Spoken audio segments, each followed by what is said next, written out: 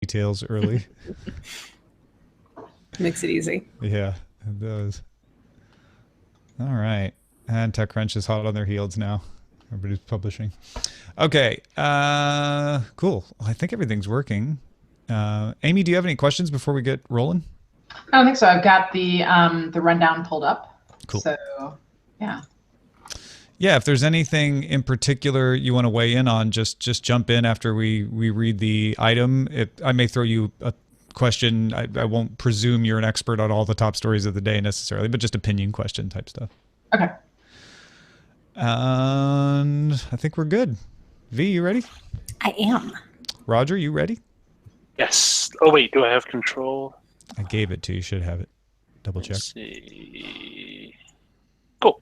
I will hide. All right. Here we go.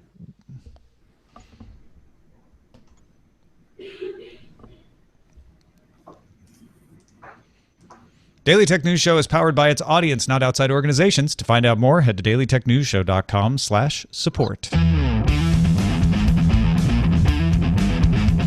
This is the Daily Tech News for Monday, November 28th, 2016. I'm Tom Merritt. Joining me as she does Mondays, Ms. Veronica Belmont, co-host of Sword and Laser and product manager at Growbot.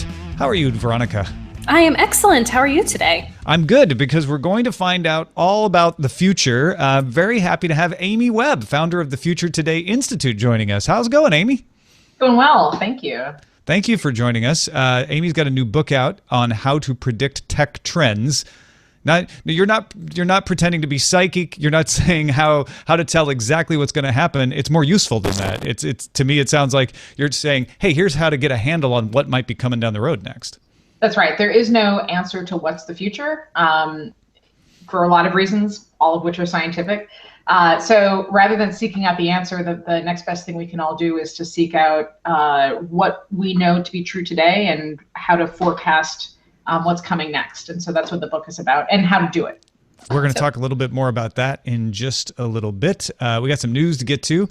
Facebook Express Wi-Fi has launched in India, allowing businesses to share Wi-Fi with the public for a fee. So the idea is that more entrepreneurs could put up small Wi-Fi things in restaurants, places like that, and expand access where there isn't mobile coverage or Wi-Fi coverage. Sling TV announced a beta version of a cloud DVR for its internet TV service that'll arrive in December, and did it very intentionally on the same day that AT&T announced more details about its internet TV service called DirecTV Now. It will offer up to 2 streams, no premium sports, $35 a month for the base package on up to $70. They've got 4 tiers, and it is arriving on November 30th. And now, here are some more top stories. CNN announced Monday that it has acquired Beam. That's spelled B-E-M-E. It's a short video app from YouTube creator Casey Neistat. Beam will shut down, and Neistat will create a new project as a separate company under CNN. He announced the end of his daily video blog last week, so now we know why. Veronica, it's getting a lot of pickup from people because it's a major news organization essentially buying a YouTube creator. Yeah, I mean, it seems more like a talent acquisition than probably anything else. He's a huge name for a lot of people, so I think it'll draw a lot of younger viewers into the CNN fold. Have you seen Beam? I was not familiar with it, but the idea is it's kind of like a Snapchat sort of video messaging sharing service, but you only can use it by covering the proximity sensor. The idea being you still look at reality without looking through the phone at reality. So you would like hold it up to your chest and then it would start recording. Wait, what? Yeah, exactly. I had a hard time. I downloaded it when it came out, and I also thought it was pronounced Bem. So I thought it was Be Me. Oh, that makes more sense. I found it to be, cumbersome, but I agree with Veronica. I think it's a talent acquisition. CNN Digital's on a hiring spree, so. Yeah, I mean, they're going to shut down Beam, so they obviously didn't want to keep that as a product. They might use some of that technology, who knows? But absolutely, they're going to have Casey creating videos for them, creating content for them, and doing it as a separate company, which CNN also has a BuzzFeed competitor that they have been doing the same thing with. So another approach to saying, we're not going to try to sell CNN to a certain audience. We're going to find a person who already reaches that audience and take advantage of that. Wait, they have a BuzzFeed competitor? Yeah, I was not aware of this until I saw it in the Verge article. Are we just like really behind, or is there just a lot of stuff happening that's not getting a lot of traction these days? I can't, maybe Amy can fill us in on why we're behind on all the tech trends as well, as not being able to predict them, apparently. But moving on, Consumer Intelligence Research Partners estimates Amazon has sold 5.1 million Amazon Echo speakers since its debut to Prime subscribers in fall 2014. The Echo was made generally available in June 2015, and CIRP estimates 2 million units were sold in the first 9 months of 2016. The Echo Dot and Echo Tap accounted for at least a third of the sales in the past 6 months. Customers use it mostly as an audio speaker, with about a third using it for information and just more than 10% using it to control connected devices. Wow, 10% seems low.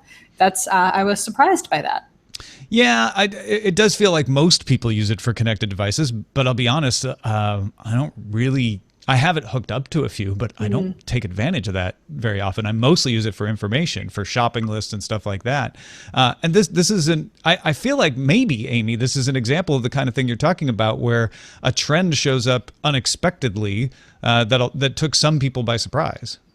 Well, I mean, yes and no. The trend is not that. There are two trends that are in play. One is a conversational interface. And so, we can essentially be expected to speak to our machines for the rest of our lives. This is just the beginning of that. The other one is the sort of smart virtual personal assistant. I think I would be curious to look at their data and to see what kinds of people are using these devices and in what ways. And is the Echo Dot being used differently than Alexa versus whatever the Alexa Junior version is? I forget the name of it. Yeah, the Tap. The Tap, yeah. So for me, this makes a lot of sense, actually, because we liked the convenience of having these kind of portable connected speaker systems, things like the Libratone or Sonos systems. But then when you add the conversational element as a layer on top of that, it makes it even easier to use. You can actually talk to your speaker and tell it what you want to listen to, which is nice, as opposed to having to use an iPhone app, for example. But yeah, connected devices just aren't huge in the mainstream yet, I think, still. Like being able to connect your Alexa, your Echo rather, with your Nest system or your Wemo switches or your August lock. These are all great things and really great functionality, but not a ton of people have all of those things yet. Yeah, although what the story is pointing out is, the sales have been strong. Amazon has got a lead, even if it's small now. If the trend continues, so to speak, this would put them in front of the pack. You don't always stay in front of the pack just because you're in front at the beginning, of course. And I think what I find interesting about it is we all thought voice interface was going to be in your phone, and it is in your phone. I'm not saying that it's not, but I remember when Amazon introduced the Echo to the Prime subscribers, a lot of people said, "Why would you ever want that?" And I think it's still, the jury's out as to exactly why you would want it, but more people found uses for it than it expected. Attackers infected a quarter of systems involved in the running of the San Francisco Municipal Transportation System, the light rail system, Muni, last week. Terminals displayed the message, "You hacked, all data encrypted," on their screens. Muni shut down all fare systems, allowing customers to ride free Friday evening and all day Saturday. Backups were not affected, though. Some data may have been lost for those couple of days, but they were able to restore the fare system Sunday, and service itself was never disrupted. The attackers told Motherboard today they will release 30 gigabytes of data stolen from Muni unless they receive a payment. Motherboard did not receive proof the attacking group has stolen the data. A lot of times, if there's a ransomware situation where they are threatening to release data, they'll give a little bit of it to a press outlet so they can confirm that, and they're not giving that to Motherboard. Yeah, this is kind of funny because I was reading this article and they were saying how they didn't target Muni specifically. They were using software that looks for unprotected networks and kind of grabs onto them and works from there. So it seems a little dubious that maybe they do have a lot of what they say they have, because it seems kind of accidental in the first place, maybe. But it didn't seem to really affect things. People were happy they got free rides and everyone's kind of moved on. I don't know what kind of data they think they have unless it's credit card data, but that would be very easy to prove pretty quickly. Or Clipper card data, yeah. Addresses, credit Although sorted. Apparently the Clipper card system is run by a third party. which doesn't store its data in the system that was affected here. It's the processing system. So that would limit the amount of data that was actually stored. Possibly they got into the email system and have Muni employee information, something like that. I like the idea that the MTA is just like, okay, cool. You have some data. We have a backup. We don't care. We don't need that. We lost Saturday rider data. It's going to affect some projections. My favorite part of the story is the ransom that they were actually asking. It was 100 Bitcoin, which I don't think they even realized what it was that they were, if they got any data, like what they were sitting on. 100 Bitcoin. Which is like 77, I mean, depending on like the volatility of the market, it's somewhere between $50,000 and $77,000. But yeah, just, that's not a ton of money for a ransom kind of thing. That's like, yeah, totally. It's like, okay. I think they just like accidentally hacked into the system and we're like, oh, we didn't expect this to happen. Yeah. Please give us an arbitrary amount of Bitcoin. 100 Bitcoin. Thank you. Don't bake your ransom amount into the software. The Wall Street Journal says suppliers say Apple have asked them to, quote, increase output of thinner organic light-emitting displays and submit prototype screens with better resolution than ones from Samsung. Weirdly specific. Such screens could be used for a curved display. Apple usually works on several prototypes at once, so this may or may not end up as a final design. Samsung being one of the suppliers of screens to Apple, not better than the Galaxy S7 in this particular case. That's how it reads. But it does, yeah. That's no, it how comes it off as like, yeah, screw that Galaxy S7. These kinds of stories are interesting because we always want to know what the next Apple product's going to be, but they're not definitive because I believe that the Wall Street Journal suppliers or the suppliers are telling the Wall Street Journal the truth, that they've been asked to play around with this. That doesn't mean it's going to work. Doesn't mean Apple's decided on it. It just means that, hey, we could get a curved display, and that curved display may just go around the edges. It's not like the phone's going to be banana shaped necessarily. Hey, you know what? I apologize to our listeners out there. I said the A word, and this is something that people have complained about in the past. I turned on people's echoes. I apologize. Thank you, Veronica. Time this has happened. Yeah. So I apologize. I promise I won't start ordering expensive things for you via with your Amazon Echo. Amy, I'm actually curious. How much stock do you put in these Apple rumors? I put low stock in them. I always kind of keep my expectations low until announcement day. I'm waiting for Apple to do something, making these incremental changes that really just infuriate its original fan base.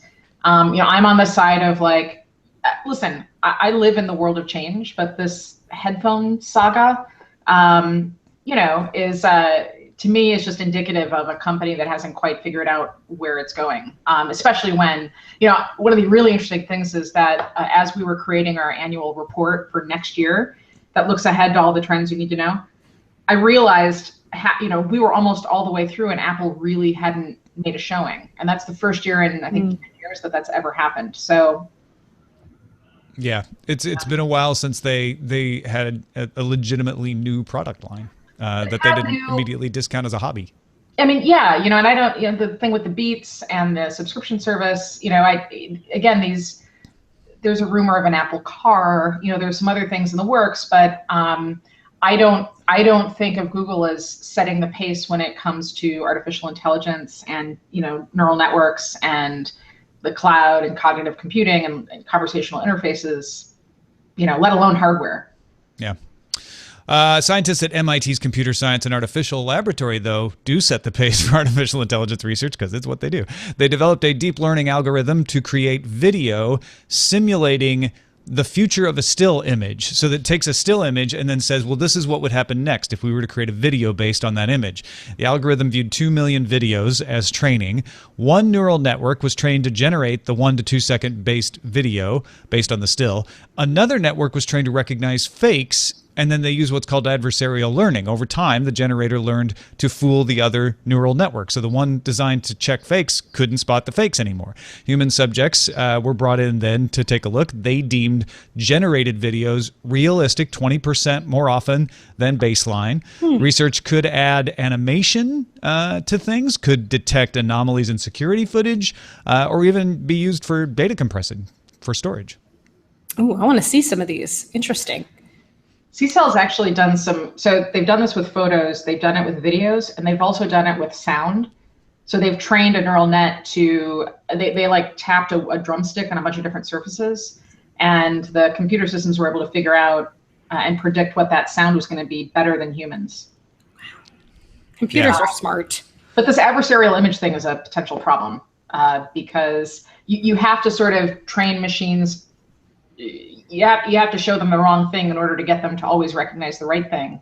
But that same exact system could be played around with, and you could automatically swap out all images with an Apple logo, for example, with some other logo or whatever. Mm-hmm. Yeah, and then train it that that's the wrong thing, right. even though it's not. Yeah. Mm-hmm.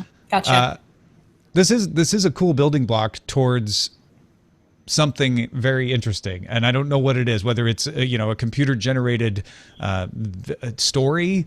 There's so many other pieces that would have to come into place for that. But the idea that we can just take a picture of the beach and have it be a 1 to 2 second loop of the tide going in and out sounds calming to me. Maybe just because it's the beach. I don't know. Or you could just watch a video of the beach. Yeah, but what if I have that perfect picture and then I didn't, Life's not perfect, Tom. You have to accept never mind, whatever. That's Instagram thinking again, isn't it? I'm sorry. I got to stop that. Elon Musk posted on Twitter that new Model S owners will receive the enhanced autopilot update in about 3 weeks. Features will be rolled out incrementally on a monthly basis, and Tesla says it wants cars to be capable of full autonomy by the end of 2017. Weren't we saying that we wanted it to be called something different? Yeah, they're not going to change the name. Driving helper. Yeah. I like Tesla driving helper. I think it rolls off the tongue nicely. Mr. Musk has dug his feet in on this one. He's not going to change the name. But full autonomy, let's set aside for the moment that you can mean so many different things by saying that. By the end of 2017, could we have anything that anyone by any definition could call full autonomy in a Tesla? That seems unlikely. I don't think it's really out of the potential. We already have trucks that are driving autonomously. So, but I mean, on roads, on a highway, on highways, on surface streets. I mean, this is one of the core principles from my book, but like the technology may be ready, but we're not going to have regulations in time. We're not going to have, like, the NTSB isn't going to figure out what it wants to do in time. Each one of the states, I mean, there are all these other layers of problems. Plus, the Tesla works okay in highway situations, but to navigate around streets, you need other cars synced up and sort of talking to each other. But every one of the automakers has rolled back its claims of full autonomy. Ford is now saying 2021, right? So this is all well and good, but the whole system has to be able to work together. Yeah, I would expect by the end of 2017, Tesla will have something they can call full autonomy. Maybe it's, driving on a fairly straight stretch of freeway or something like that. I don't expect them to say, we have a car that you will never have to put your hands on the wheel if you can get regulators to sign off on it. I just don't think we're that close to that. Thanks to all those who participate in our subreddit. You can submit stories and vote on them at dailytechnewsshow.reddit.com. Big thanks to all the people who keep that place running, too. We have some great mods in there keeping it going. All right. The Signals Are Talking, Why Today's Fringe is Tomorrow's by Amy Webb is your new book coming out December 6th. Before we get into the wider conversation, just tell us a little bit about what people can expect when they pick up the book. So this is not a book that tells you sci-fi visions of the future. It is a book that tells you how to do what I do. I'm a futurist. And from my point of view, real futurists who do modeling and write scenarios and use evidence and data to try to figure out what's coming next, those tools, I think, should be democratized. I think everybody should be able to do what I can do. And there really isn't anything out there teaching others how to do this. So this book is to take the tools of a futurist and to give them to everybody so that everybody is doing what I do so that we all make better decisions about the future and the present. I like what you say about the fringe. Today's fringe is tomorrow's future, because that is a principle I've seen happen over and over again, something that a few folks know about in the corner, and maybe a lot, again, sort of like the Amazon Echo, a lot of people go, why would you want that? I remember people saying that about Twitter, why would you want that? But enough people are enthusiastic about it that there's something there. What do you mean by identify the fringe when you say that? So, futurists who do this professionally, for us, we are looking for signposts, and those signposts are trends, which I can talk about in a minute. But to get to that point, you know, by the time you read about something in The Verge or Ars Technica, by that point, it's sort of a fully formed idea. And the goal is to find the information so that you can create sort of a map of where we're going, and you have to start out on the fringe. So these are people who are doing early experimentation. It's a lot of pre-publication academic research. It's people in Reddit talking about ideas, some of which sound crazy, but some of which, as crazy as they may sound, will wind up coming into fruition in some way. So you want to capture and sort of survey the landscape there and start identifying patterns in order to figure out what a trend candidate might be. And the fringe is sort of, it's different. You sort of start from a different point every time that you're researching something, but you want to look in places like the Patent and Trademark Office. You want to look at patents to see what people are filing. You want to sort of turn over rocks. And the other important thing is if you're trying to figure out the future of a particular technology, you have to take a really broad look. So if I were trying to figure out what's the future, for example, of CRISPR and genetic editing, I would be looking at the research, but I would also be looking at, for example, China and China's relationship with the United States. I think that biology is our next space race, pitting the US against China, but that involves our political relationships. You would also need to look at agriculture. You would also need to look at what black hat hackers are doing and their relationships with organized crime. So you have to sort of look in these different pockets. And once you create this big map of all these different groups, then you have to observe relationships. So what are all the connections? And that starts to tell you information. So how do I tell if something is just trendy because everyone's talking about it and something's an actual trend that is going to stick, that's going to catch on? Sure. So in the book, I explained that trends have 4 characteristics, and the book is all about technology. How do you sort of forecast the future of technology trends? But it is things that fundamentally leverage our human behavior. They tend to fall into sort of 10 sources of modern change. Trends that are worth paying attention to are usually pretty boring. You can't just there's no catchphrase. For me to explain a trend that we're following, it's like a sentence. And they're usually not trendy. So the Uber for X trend that everybody's been talking about for the past couple of years, that is not a trend. That's a bunch of people trying to capitalize on a successful business model, and most of them not doing it well. Autonomous driving, autonomous travel is a trend. But here's the interesting thing. That's been around for 100 years. So oftentimes trends will evolve over a slow period of time. They tend not to just materialize overnight. And you can't really tell the speed a trend is going as much as you can tell that there is a trend, right? Like, is there a point where you can say, okay, this is going to happen sooner than later? Yeah, well, we do try to track the trajectory. So when, at work, we work with lots of different companies, and they want to know, how soon is the future? How soon is this technology going to hit? And so you can track these sort of, Gartner does these hype cycles. You can track product adoption and product development, but that has nothing to do with external events that happen. So we were talking about autonomous cars. The technology might be ready for Tesla. The problem is all of the ancillary stuff that happens on the outside. So, regulation that might be coming through, the availability of parts and tools, maybe each individual state changes its licensure. I mean, there could be any number of things.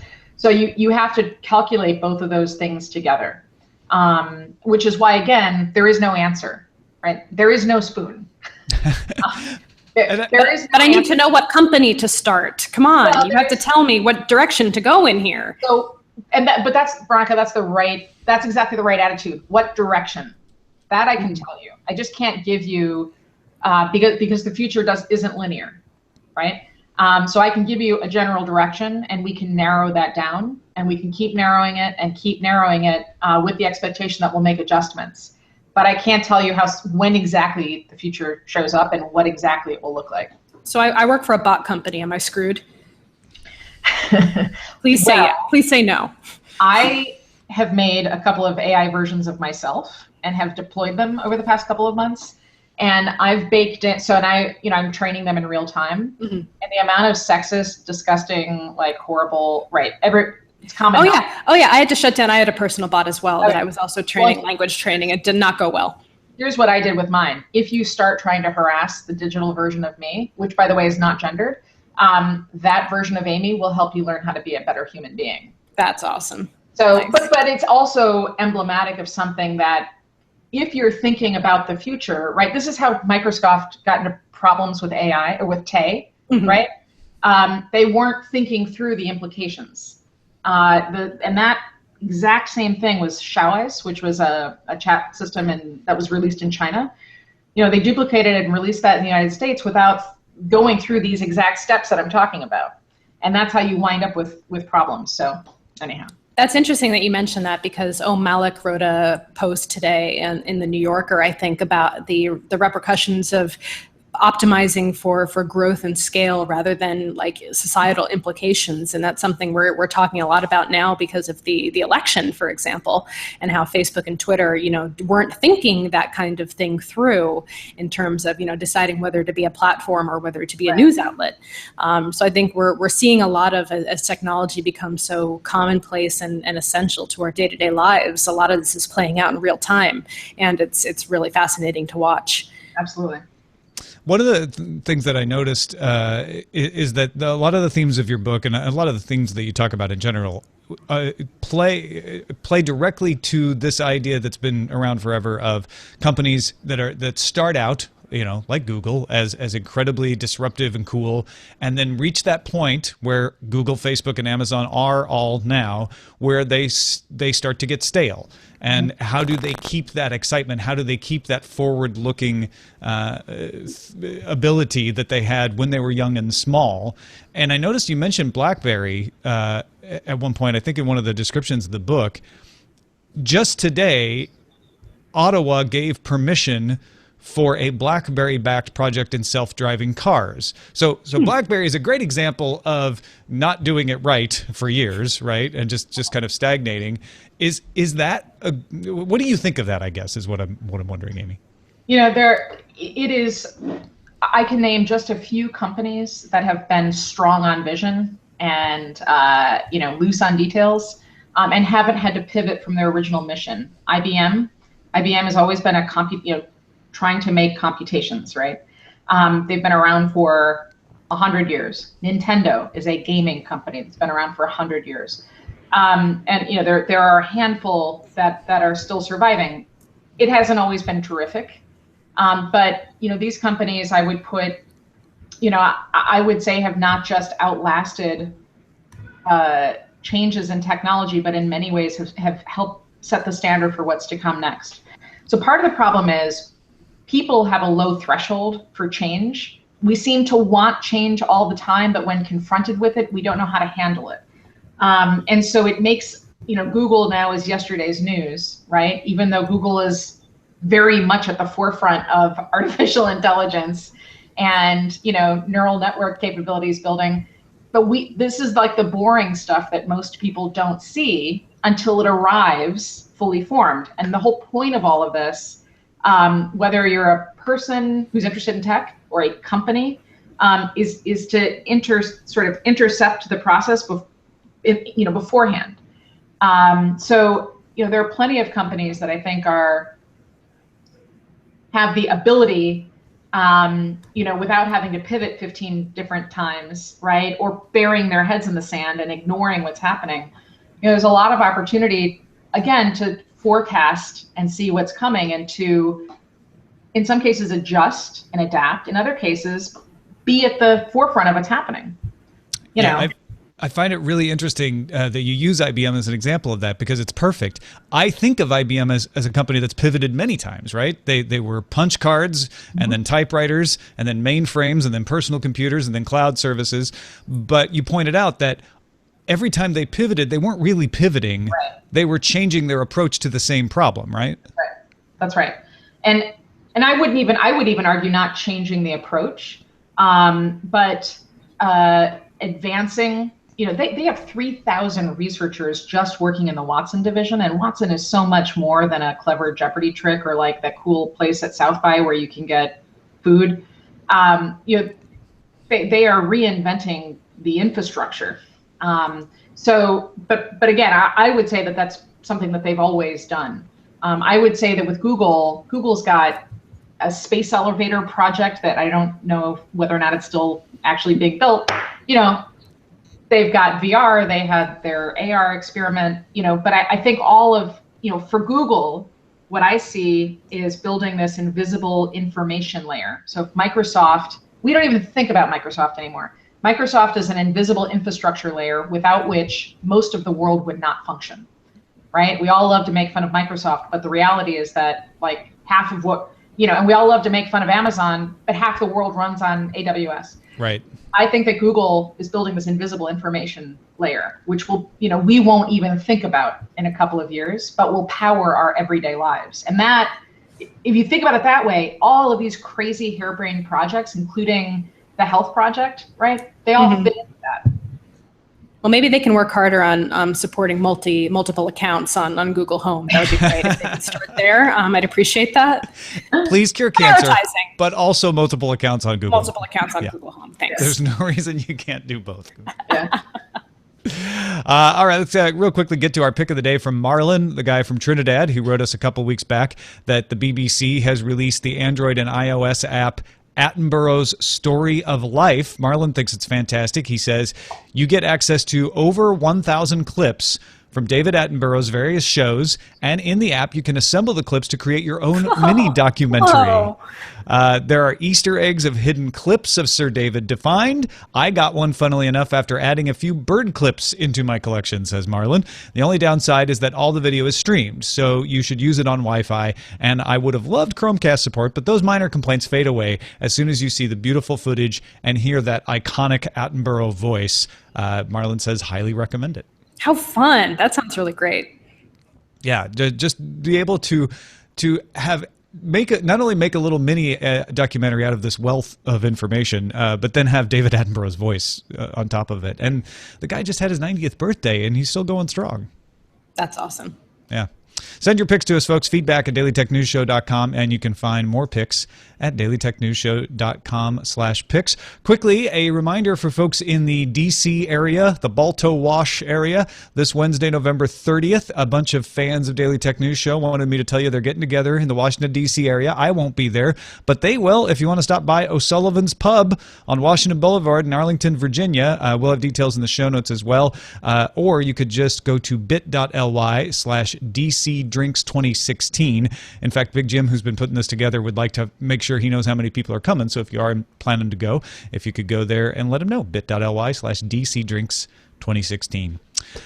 Thank you, Amy Webb, for joining us. Again, the book is called The Signals Are Talking, Why Today's Fringe is Tomorrow's Mainstream. It comes out December 6th. Anything else to let folks know about it? I want everybody to read. It's not like light weekend reading, but if you get through it, you're going to be able to do what I can do and what all these other, again, practicing futurists can do, which can only make all of us better. It will mean that, if I've done my job, the future for you will be boring from now on, and that's the best possible situation you can be in. Because you'll know everything that's going to happen? Because you won't be surprised. You won't be shocked. Yeah. Well, I love that you call it forecasting, because I think that it puts you in a better mindset than predictions, where it's like yes or no, right or wrong. That's right. That's right. That's absolutely right. And it's not, I'm not trying to say I'm hedging my bets, but there's a whole scientific sort of explanation around chaos theory and how one change, leads to another, and only one thing can happen next. So what this is a comprehensive guide to sort of get you on the path. And once you start doing this, you see the whole world differently, and you start making better decisions. So my great hope is in 2017, everybody is using the tools of a futurist. Go check out the book and also the Future Today Institute at futuretodayinstitute.com. Veronica Belmont, anything to let folks know about before we get out of here? No, I pre-ordered my copy so I can own all of you at the DTNS prediction show. Oh, fantastic. That's my plan. We should change it to the DTNS forecast. Also, apparently I'm in some kind of J.J. Abrams like lens flare oh, yeah, film you sure right are. now for the video users. So I mean, on purpose. Yeah, right? totally. I mean, Yeah. this is the look I'm going for. Absolutely. It's a good look. We'll check it out. Wait a minute. Do you have a sword and laser Grobot thing to plug? No, that's just... Sure, those things. That works. Yeah, you have both of those things. So for a second, I read this as swordandlaser.com/grobot.io. Those are two separate URLs. Those are two separate URLs. Don't forget, folks, you can support this show with PayPal donations. We have a Cyber Monday sale going on at the dailytechnewsshow.com/store. And mostly we make the show happen because of patreon.com/DTNS. Huge thanks to all our supporters. And all of you welcome the new patrons as they come on board, including Garrett David, John Moore, and Tyler Cardinal. You guys are the best for making sure that this show can continue. Roger Chang is putting together our holiday specials, and we're going to have one called Underrated Stories. So if you would, this week, think of a story that you thought was really exciting this year, but maybe didn't get enough discussion or kind of went under the radar, and then send it to us. Feedback at dailytechnewsshow.com with the subject line Underrated. And if you feel like it, you can attach a little, 10, 15-second audio clip explaining why you thought that story was good. Again, feedback at dailytechnewsshow.com, subject line Underrated. That is our email address. You are also live Monday through Friday, 4:30 p.m. Eastern at alphageekradio.com and diamondclub.tv, and our website is dailytechnewsshow.com. Back tomorrow with Patrick Beja. Talk to you then.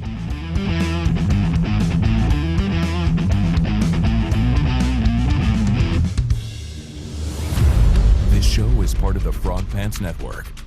Get more at frogpants.com. Diamond Club hopes you have enjoyed this program. That was great, you guys. Thank you so much. Thank you. Hey. Good stuff, Amy. We definitely need to have you back because we could have talked a lot longer. I would love to come back anytime. I love this. Like I said, I cannot believe that I'm actually on the show. Oh, please. That's crazy. I'm honored to have you. Yeah, that was a lot of fun. Yeah, for sure. Thank you very much. Thank you both. Yeah. I don't know if I explained this. I probably should put this in the email I send to people, but once we're done with the show, I stick around while I edit. Veronica usually has to take off because she's in the middle of her work day. And so if you need to go. If you want to hang around, you're welcome to do that as well. Okay. I have to go see my child. Oh, please, go see your child. Yeah. From school and feed her. Yeah, especially if your child is hungry, you should feed. All right, sounds good. Thank you so much. All right, thank you again, Amy. Talk to you soon. Everybody. Thank you. Let's look at titles here. Yeah, let's pick a title before you go. What's the future? Find out tomorrow. Oh, I can't sit like this anymore. That's funny. All your subways belong to us. Tracking trend trajectories. Trajectories. Today's fringe is tomorrow's future. I like that one too. Cover Alexa's ears. Veronica's talking. All good things must trend. Oh, that's good. That's good. That one's that's really good too. All right. Beam me down, Casey. Beam me down. Beam me down. Makes sense actually. Bummy me down. Trend versus trendy. Bummer. Which way the trend is blowing. Don't trend all your money in one place. Don't trend on me. Don't trend on me. Yeah, that went to my head. That's not an option. We just made that up. No, we can't handle the change. Overrule. MTA, we're hacked. Trendy X. RIM ain't dead yet. The fringe of the future. RIM ain't dead. First of all, it's not called RIM anymore. They officially changed their name to BlackBerry several years ago. There's no future but what we make. All good things must trend is at the top. I think all good things must trend is my favorite. I will agree with that. Motion carried. Like the ocean. All good things must trend. I like it.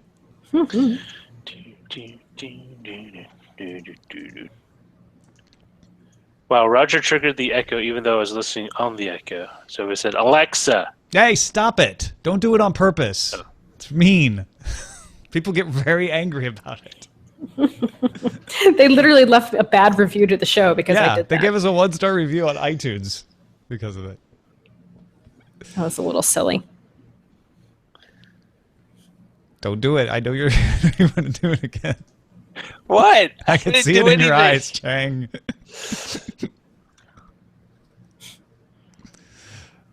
Now we can't think of anything else. No, I'm just thinking of all the other names that sound just like that or start with that sound. Sergeant Muffin said it didn't work that second time. I'm sure I could use some surplus of adult diapers. What? Surplus? So that means you're just you're reading chat again. Okay. Sorry. When you say non sequiturs, I have to just now start to assume that you're reading chat. Oh, Beatmasters, I think he's saying you could order some on his Echo. But then you'll be ordering them on everyone's Echo. But he says, I'm sure some could use. Oh, some could use. I thought he's saying he could use. Oh, no, you're right. He says some. Some could use this there. Yeah, Beef asked the right question. How much longer until these devices can recognize different people's voices? Like, there should definitely be something to stop what happened to Sergeant Muffin, where it's like, oh, that came out of my own speaker. I'm not going to pay attention to that. Shane. All right, I should probably go. All right, yes, go back into that dark portal from which you have emerged. You look like you're in a witness protection program. Now I'm. Oh man, I can't win. Well, yeah, I do. I'm back right now. Okay. Yeah. Bye. All right. Bye. Thanks, Veronica. See ya.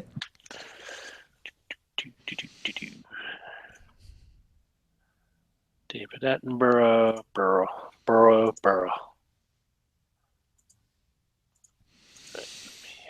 Sir David Attenborough to us, I suppose.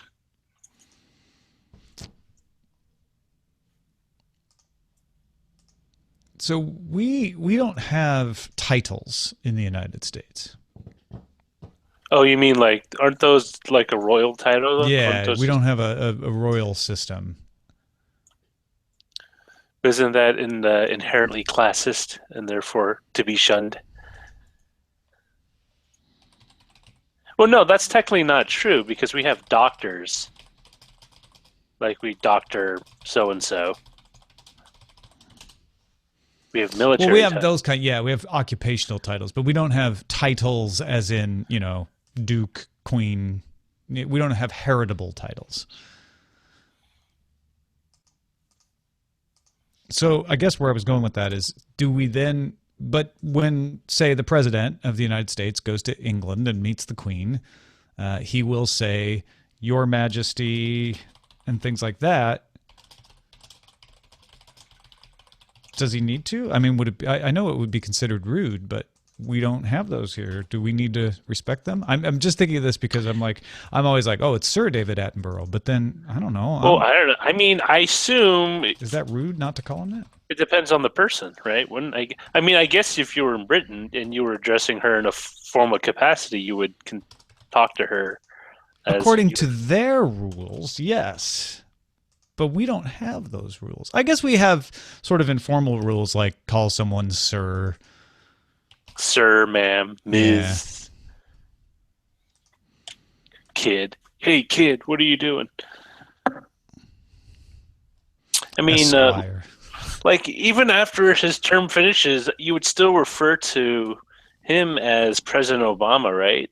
Technically. Isn't that how that's done? Yeah. You don't say former president. Correct. Like Secretary Clinton, they were insisting because she was at one point Secretary of State, so you keep that title. But it's not heritable. But it would be it is considered rude not to refer to a governor as governor so and so. But those are jobs. Well, no, I know they're jobs. I wouldn't ask them.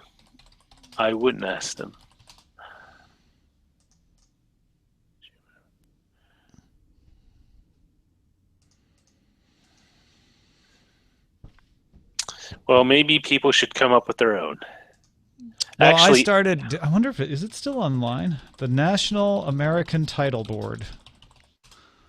I started that back in the 90s. Look at that. It's still there. Subbrilliant.com/titles. Article 1, Section 10 of the U.S. Constitution prohibits the individual states from granting titles of nobility. No national agency has filled in this role. America's lack of titular history means two immediate benefits to U.S. title seekers. I did this in 1999. Sounds like it. Yeah, sir is not a heritable title, correct. That's a good point. And Ian? I'm trying to think of any other system where you would have a hereditary.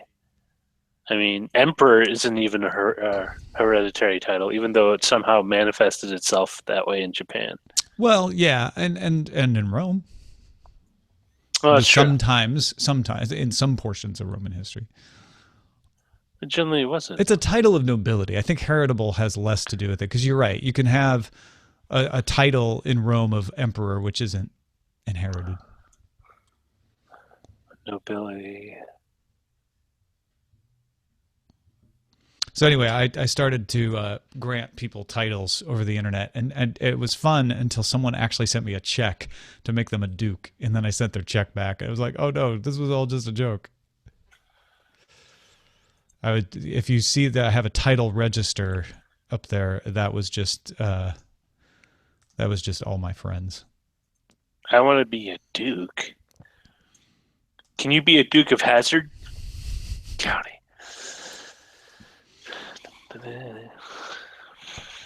Although sometimes people use the terms like princelings and stuff in a very condescending or dismissive manner. Sure, yeah, but then princeling isn't the official title, so that's part of the disrespecting.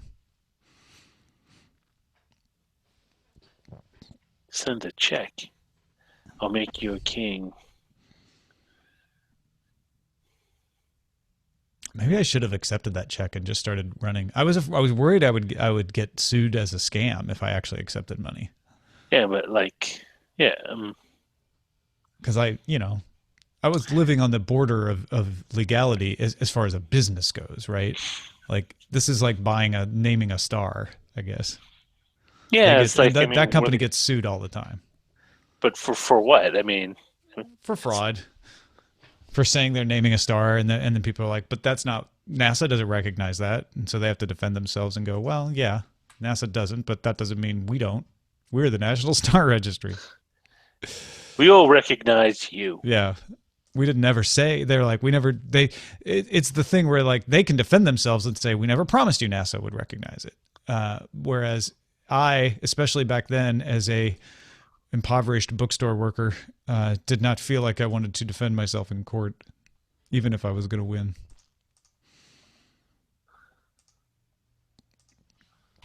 If random people can print you a college degree, when you say can, yeah, random people can print you a college degree. That doesn't make it legal. Yeah, I'm still a little miffed that my college diploma was just a sheet of paper in a manila envelope, while the one from my high school was actually bound in that leatherette. Same for me. I was like, geez. I had the little. It was a leatherette case, like you say, but it was nice. It was smaller though. It was smaller, but you know what? It's kind of classy compared to here's a sheet of paper. Well, you could buy it, right? At the University of Illinois, you could buy the diploma holder, the leatherette holder and all of that if you wanted. But if you didn't pay extra, you just got the manila envelope with the degree. I just want you to pay. Didn't I pay enough for each unit? Right? That's what I thought. Didn't I paid fees the whole time. Like the gown and cap fees were more than what I paid in high school for a gown and cap. Well, that makes sense. And it's not like I'm physically bigger. No, but they're higher. They're higher learning gowns. I didn't even get a gown. I skipped my graduation ceremony. My department had its thing in a different location at the Lowell High School field. It's like, I don't want to stand out there. Well, the University of Illinois, they have the big one on the football field, where they call you up by they basically just name your college and everybody stands. Like you don't actually get to walk the podium. Then they had smaller ones for the individual colleges where you'd actually walk across while they said your name. And it just felt like a lot of trouble. I was also in Washington, D.C. instead of in Champaign, and I didn't want to fly back just for that. Oh, yeah, that'd be kind of annoying.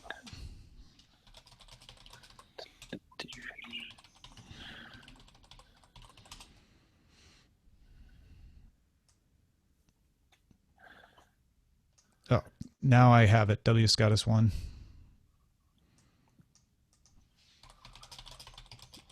He posted some links.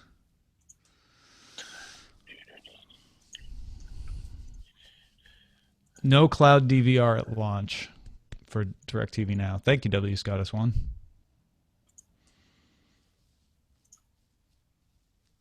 I got to cancel my utilities at the end of the week.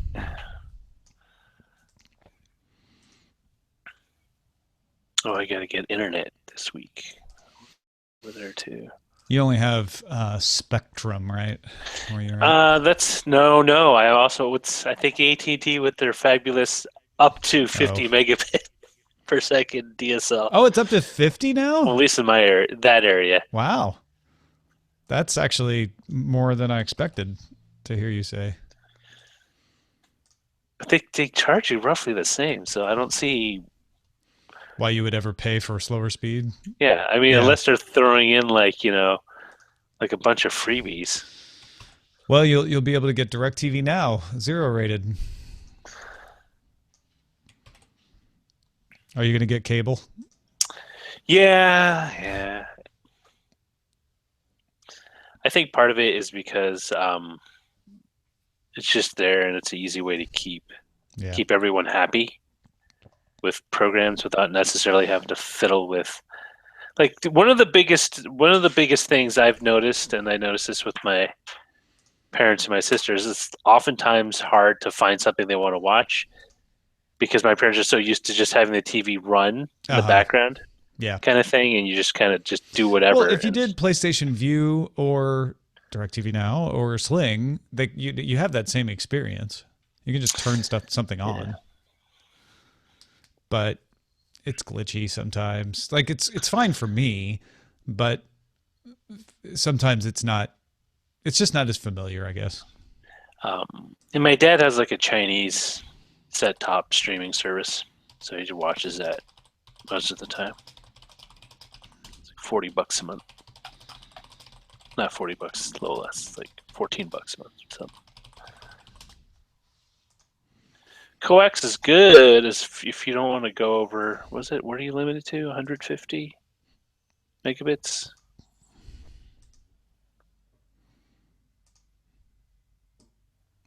No, Spectrum, I think they go up to 300. Maybe not in all neighborhoods. I don't know. I just wish GigaFiber was in my hood. Me too. I have fiber, but it only goes up to half gig. Is it fiber to the premises or just to the network or to the fiber neighborhood? into the home? Yeah. And my father-in-law had one of those from Verizon, and it was capped at like 27 megabits. It was really slow. Oh God, that's ridiculous. No, we had Verizon when we moved in here, and it was capped at 300. That was the highest you could get. But they raised it to 500, and then they sold to Frontier. Frontier's had it for a while now, and Frontier hasn't raised it. Well, Frontier's had it since last spring, I think. Whenever I had to do the show from Allison Sheridan's house, that's how long Frontier's had the fiber here. All right, I think I got everything published, so cool. This was a good show. Can't wait to have Amy Webb back. She was great. Thanks, everybody, for watching or listening. Thank you, Roger. Thank you. And we'll talk to you tomorrow.